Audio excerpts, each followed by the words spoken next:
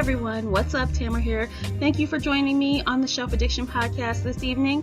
I have a really fun episode, which is episode 17, and we're talking all about the end of the summer and fall book to movie adaptations. I've spotted a few that I find very intriguing. I've read the books to some of them and some I have not, but I plan on reading. And I want to share those with you and get your input on what book to movie adaptations you're looking forward to basically for the remainder of 2016. Feel free to hit me up on Twitter at Shelf Addiction and let me know which ones you're looking forward to. Are they the ones on my list or other ones? So before we jump into talking about those specific movies, I want to let you know that I do have blog updates at the end of this podcast. So you'll want to stick around and don't miss those. I have some really cool things going on the blog, and I also have some really fun giveaways going on. So I know you want to know all about that. So this list is basically a list, I guess. It's in order of release date of the movie, not by preference. So don't worry about that. As you know, I have not seen any of these movies yet, and I have read some of the books, and I only picked the ones that looked extraordinarily good to me and have caught my attention. So let's jump right on in. The first one is The Light Between the Oceans by M.L. Stedman. It's a historical fiction, and it looks kind of like they've added a twist of romance in the preview. It's a lighthouse keeper and his wife discovers a baby and a dead body near their home off the coast of Australia after World War I. So mystery, historical, and I don't know what else is going on, but the preview looks really good. It's starring Michael Fassbender alongside Alicia Vikander. Oh, I hope I said that right. And the release date is September 2nd. So I know a lot of people read this book. I haven't read it, but I have enough time before I see the movie to read the book. And so I'm either going to read it or download it on audiobook. But this one has been on my list for a really long time, and the previews look really good. So yeah, I'm definitely going to be there for this one. The next one on my list is Girl on the Train by Paula Hawkins. Now, my book club read this maybe last year or year before last. I lose track of the date. But, the group generally liked it. I enjoyed it. But I didn't like it as much as Gone Girl, and a lot of people were comparing that book to Gone Girl at the time. But after I saw the trailer, I was like, wow, this trailer looks so good. It looks better than the book, actually. And if you don't know what this is about, I'll give you a little synopsis. Basically, it's a mystery, and a woman thinks she may know something about a crime involving a couple who she sees on a train during her commute home every day.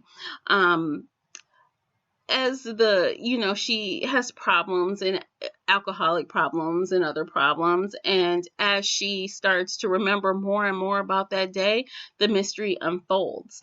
And it is starring Emily Blunt as the main character. And Tate Taylor is directing. So he's from The Help. So, I like that movie. It was really good. And Emily Blunt, I usually like her movies. And like I said, the preview looks awesome. And this is coming out on October 7th. So you definitely have tons of time to read this book if you want to beforehand. But I suspect that they've made some significant changes to this story just from checking out the preview, which like I said, I don't mind because, it looks better than the book, but time will tell, right? Okay. The next one is A Monster Calls by Patrick Ness.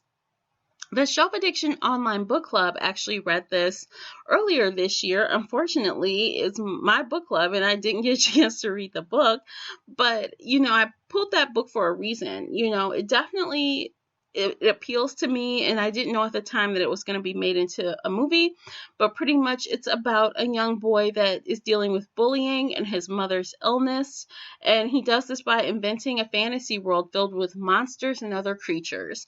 So this book got awesome ratings. A lot of people loved it, and so the preview looks exciting as well. This comes out October 14th, and it stars Felicity Jones and Liam Neeson and Sigourney Weaver. So those are all really good, actresses and actor that, people recognize, and I just can't see this being a bad movie. So again, I probably should get on the ball and start reading this book right away. Next up is Fantastic Beasts and Where to Find Them by J.K. Rowling. Now, we all know what J.K. Rowling is known for, and that is a little thing called Harry Potter. It's almost funny, it's not really a little thing at all. It's a huge thing, and if you haven't seen Harry Potter, you've been sleeping under a rock. But pretty much, she revisits the Harry Potter universe about, I guess it's about a guy who wrote a textbook that Potter and his classmates would study. So it's kind of almost a prequel of sorts. And the release date is November 18th. The trailer looks really cool and magical. It's definitely more focused on an older group, not, children. And it stars Eddie Redmayne, I believe that's his name. And David Yates has signed on to direct. That's what I know so far, and I do know that it plans on being a trilogy, and so I guess that could be good as long as the first installment is good, and as long as people are still all about Harry Potter. Right now I'm still about Harry Potter. I'll definitely check it out, especially when the story is about adults versus children, so that will be pretty interesting to check out, and I'm looking forward to it. That's happening right before Thanksgiving, so it's perfect timing. And then finally, I selected Miss Peregrine's Home for Peculiar Children by Ransom Riggs. This book, my goodness, I read this book years and years ago. I feel like it's been a long time, but in retrospect, it might have been maybe 3, maybe 4 years. Don't quote me on that. It just seems like it's been forever. There's been several books out in this series so far, and I definitely recommend the book. It was great. I remember it very vividly, and it was something like I'd never read before. I actually gave this book out during one World Book Night that, they no longer do it, but every year, you would sign up to give out, a couple of books of your choice, and you would go and give books to the public. And I really remember that being kind of cool because I was able to talk about the book and why I liked it and why people should read it. It was pretty much just really reinforcing literacy and encouraging people to read, books. And they had a huge variety of books to, give out, and you can choose from a lot. But anyway, I'm getting off topic. Anyway, I did give that book out, and I definitely remember it. And pretty much this is a young adult novel, and it's got a lot of fantasy aspects, and I love fantasy. It's about a teenager named Jacob who explores the ruins of a strange house on the island near Wales in the UK. And when he goes to that strange house, he finds all sort of interesting people, and I guess peculiar children, as it be. And this stars Ava Green, Asa Butterfield, and Tim Burton is directing. So when Tim Burton is involved, it's gonna be a little dark, as it should, because if you've read the book, it has that little dark, it has a dark feeling to it, which is totally expected, and it's probably gonna just be something that's just magical. I anticipate it being really good. The previews, I can see they changed a few things, but I still think it's going to be a good movie. I suspect they're going to do it right. I hope not to be disappointed. And the release date on this is December 25th. So that is it. I have 5 movies. I'm kind of picky when it comes to book to movie adaptations that I'm going to see. I don't like to watch them all, and especially I don't like to, choose. I'll see some on TV, but I won't go to the movies to see all of them. I'm very picky when it comes to choosing which ones I go and sit in the theater to watch. And even more picky when I have to go back and read books beforehand, which I always love to do. I'd love to see the contrast. So when I can, I do read the book beforehand. So hopefully you guys will be checking out some of those same movies. And if so, go ahead and hit me up on Twitter. And if not, hit me up on Twitter anyway and let me know what you are looking forward to. So we're going to move on now and we're going to switch gears. It's time for the blog rundown. Find out what's new on shelfaddiction.com. All right, guys, up on the blog, I have something new, a new feature, and I'm excited to try it out. This is called a speak pipe voicemail. And pretty much you can leave me a voicemail up to 90 seconds, and it's very cool.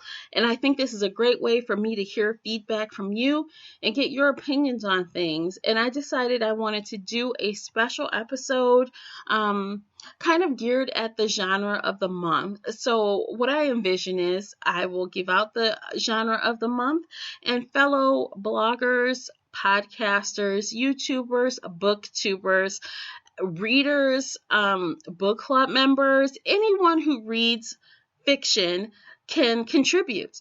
All you have to do is go to shelfaddiction.com, click on the speak pipe voicemail button, and leave me a message, okay? So it needs to be 90 seconds or less, and you need to include your name, your state or country, and include the book recommendation with the author and a one-liner on why you recommend it. And that feedback could be featured here on, the episode that I talk about that genre. Every month it's going to be a different genre. And I'm really looking forward to seeing what books people recommend. It could be adult, it can be new adult, young adult. It could be, it's really open to every kind of book, really. Just make sure it's within that genre. And obviously, of course, it needs to be fiction. So the month of August, I decided I would make the genre mystery. Mystery/suspense, really. I guess they both kind of go hand in hand. So mystery suspense. If you have a book recommendation for me in this genre, please go to my website, hit that voicemail button, and leave me a message. And if you're from a blog or a podcast, go ahead and leave that information too. I'd love to hear from you. You know how I mentioned a little bit earlier, The Light Between the Oceans, which comes out September 2nd? Well, I am going to see a screening of it on August 28th, and because of my association, I have an awesome opportunity for anyone that would like to see that movie beforehand.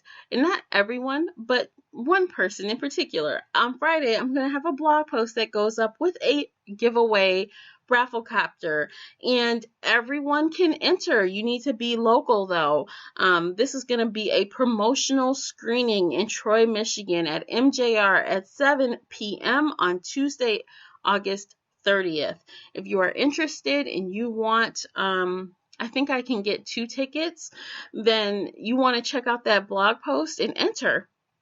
It won't be open for very long because obviously the movie promotional event is happening pretty quickly. So you'll need to apply on that sign up on the rafflecopter and do a few of the different tasks if you want to earn more entries. And that's it. And maybe you'll be seeing that movie before it comes out in September. Also, I have a flash giveaway going right now on my Twitter account. And it is going on until Thursday, August 4th. I'll be giving away a pretty interesting book. It's actually called The Hike. It is a fantasy saga, and it's written by GQ correspondent Drew Magary, Margry. I hope I pronounced that right. It's been described as hilarious and unexpected and undoubtedly imaginative. It's a thrilling novel, and it comes highly recommended. So I do have this giveaway. I can pick 3 U.S. winners. So if you find me on Twitter, I have a link to a rafflecopter, and all you have to do is have a U.S. mailing address, and you can enter to win. It is simple as that.